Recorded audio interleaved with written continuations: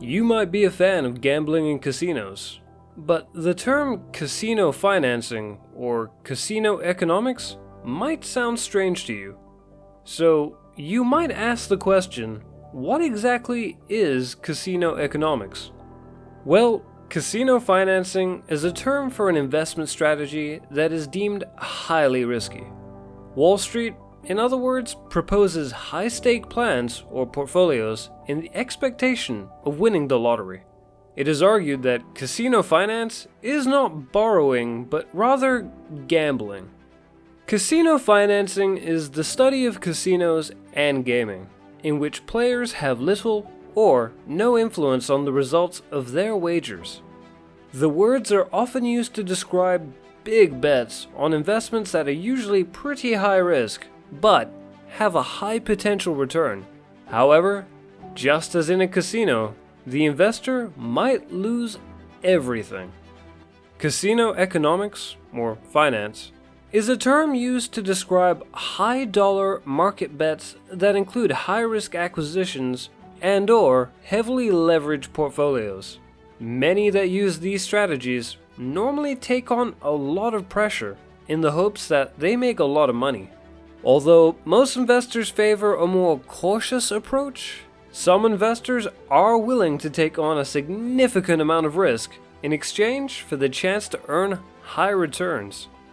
You'll need a perfect casino funding mindset to beat the casino system. Enjoying the video? Remember to hit that like and subscribe button. Thanks. From part-time hobbyists hunting for additional cash through global institutions transferring billions of dollars through thousands of securities, financial markets draw a diverse range of investors. Part-timers and at-home players compete for profits with conventional funds and lightning-fast computer algorithms in the trading game, which spans all ends of the continuum. According to data, the majority of traders who play in the shallow end of the market pool will ultimately lose and either pick up stakes, entrust their capital to someone else, or just give up and look for another way to create wealth. Many of these people, ironically, never had a chance to win, since they entered the game with a casino mindset that guaranteed defeat. So, what is a casino mindset, and how can it interfere with a trader's goal of profit? Is this erroneous approach exclusive to beginners, or does it even affect seasoned traders? What is the best way to get rid of the gambling mindset and replace it with a methodical strategy that can lead to a lucrative future in speculation? Here are just a few important points in my casino playbook that will be discussed in this video. Number 1. Both investing and gambling entail putting money at stake in the hopes of making a return. Number 2. By concept, investing is putting the capital to work for it to rise in the future and therefore have a good potential return, despite the costs. Number 3. Gambling, on the other hand, is described as betting on games of chance with no talent involved and a negative anticipated return. Number 4. If you approach trading as if it were a casino, you are likely to make poor bets and eventually lose money. But if you deal in a controlled, objective way and stick to a sound plan, your transactions are likely to pay off in the long run. The casino mentality mindset. Many new traders see their presence in the stock markets as if it were a holiday to Las Vegas, with the hope of exchanging the cash that they have in their back pockets for a larger one when they depart. Since they are indifferent to the essence of risk and hypnotized by the desperation that binds all get-rich-quick schemes, many of these people haven't studied simple trading tactics and techniques. New traders have been programmed by the media and their colleagues to see shares as betting sheets and the broad market as a competitive event in which everyone will win if they root for the right team. Since they don't grasp how markets pick the pockets of traders who throw money at stocks with the same zeal as coins tossed at one-armed bandits in the hope of reaching that sweet, sweet jackpot, the game seems black and white to them.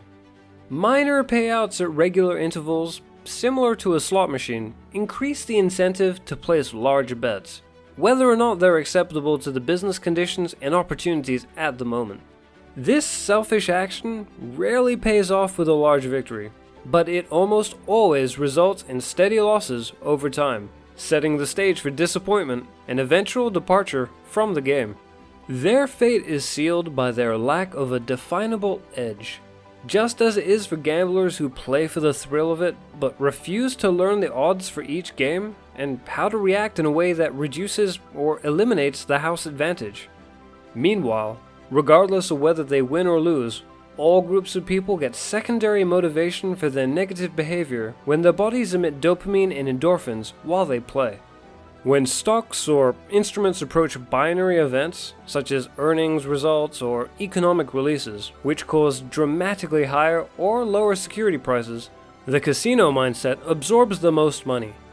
At these inflection points, smart traders move aside or hedge bets because they don't know what will happen, and guessing isn't a feasible tactic. Meanwhile, the infected dealer goes all in, taking huge positions when they are fixated on the winning side of the equation, completely oblivious to the high cost of being mistaken. Is it a beginner's flaw or a lifelong affliction? The casino culture mainly impacts newcomers, and it is an inevitable result of a lack of knowledge of how capital markets function.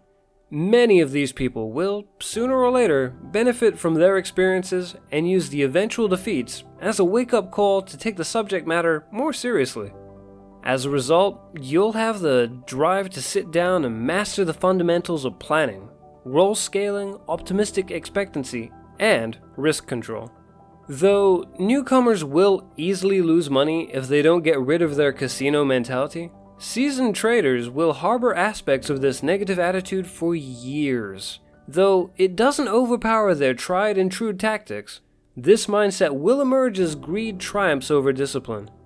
It isn't lethal in small quantities, and it can add a little excitement to the trading day if play sizes are kept small. These are dubbed lottery tickets, because they perform well when traders are faced with binary situations. They've seen it enough times to think that they have a better than 50-50 chance of being right. FTSE Russell, for example, rebalances the common index portfolios once a year in June, causing rallies when fund managers must purchase new securities. If experienced traders guess the additions ahead of time, they will book windfall gains. Since it is a conditional case, either defense is introduced or not, years of seeing the mechanism provide a slight advantage that traders used to play with a basket of stocks they believe would be added. Enjoying the video? Remember to hit that like and subscribe button. Thanks. Getting rid of the casino mindset. The most effective defense against the casino culture is education. Begin your trading career by reading quality instructional materials on investment, trading, and stock market history. Then look at the materials in your field, such as Security Analysis by Benjamin Graham and David Dodd, if you're interested in fundamental analysis, and Technical Analysis of Stock Trends by Robert D. Edwards and John McGee, if you're more interested in technical analysis. Read biographies on prominent traders and how they made their fortune, such as Edwin Laffer's 1923 biography of famed trader Jesse Livermore, Reminiscence of a Stock Operator. Quick forward to the new age and study top investing and market timing books from the last few decades to supplement your classic expertise. Realistically, many newcomers skip the educational route because they are perfectly happy following the promise of quick profits, searching for huge paydays without breaking a sweat in the markets. Logistically, this benefits more serious players by creating a huge supply of fumbling, shaky hands, which increases the incentive value at critical business turning points. The often asked questions: is that the same as going to a casino to play the money market? That might be if you buy stocks at random, on a whim, or rely on speculation. A diversified and well-researched portfolio, or being actively invested in a large stock market index, has a favorable projected return and can, on average, increase the capital over time. On the other hand, once you've reached a casino, you're already out of money according to the experts. What is the difference between speculating and gambling? Even though speculation is very dangerous, it also has an optimistic predicted return, even though the return never materializes. Gambling, on the other hand, still has a negative estimated return because the house always wins. Gambling has a very brief time horizon as well. You make a wager and then turn the wheel. When it comes to investments, particularly speculative ones, a longer time horizon is always needed, or not. Is it possible for trading to become addictive in the same way that gambling can be? Trading can be thrilling, calming, mental, and just engrossing. All of this can trigger the reward center in the brain. The brain produces feel-good neurochemicals like dopamine and serotonin while a day trader makes a profit, or even gets excited about a future profit. As a result, much like with casino gaming or consuming illegal drugs, you might get addicted. So how dangerous is it to have a trading addiction? Well, a trading addiction can lose you your work, personal relationships, and of course, your financial capital, much like any other serious addiction. But that's it for today's video. I hope you've had an educational experience of casino economics, the casino mindset, and how to go about starting out betting in a casino. You can also share with friends and family so that they can also learn from this video. Don't forget to like and hit the subscribe button so that you can stay updated when we upload new videos in the future. Until then, stay safe and see you in the next video.